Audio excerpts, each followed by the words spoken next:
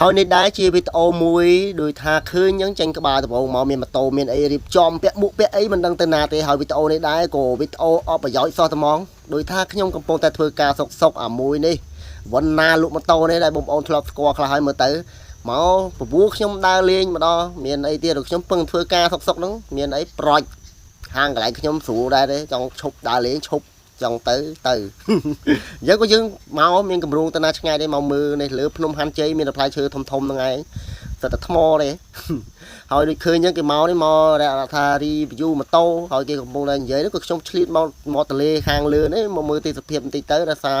យើងមើលពីលើក៏ស្អាតមួយយ៉ាងដែរហើយនេះជាប្រាសាទមួយដែលរៀងចំណាស់យូរដែរហើយនៅលើភ្នំហាន់ជ័យហ្នឹងហើយឥឡូវយើងក៏ត្រឡប់ទៅវិញហើយបើថាមកនេះមកដូចជានេះដែរថ្ងៃហើយលោកកំពុងតែសឹងហើយម៉ូតូនេះក៏មិនថាអត់លើអញ្ចឹងអូហ៊ានបើកលើអត់ហ៊ានមួយខ្លាំងទេហើយក៏យើងត្រឡប់មកវិញមកចូលនេះបាយឆាមកទលេមានតែប៉ុណ្្នឹងឯងវីដេអូហ្នឹងអស់ប្រយោជន៍សោះតែហ្មង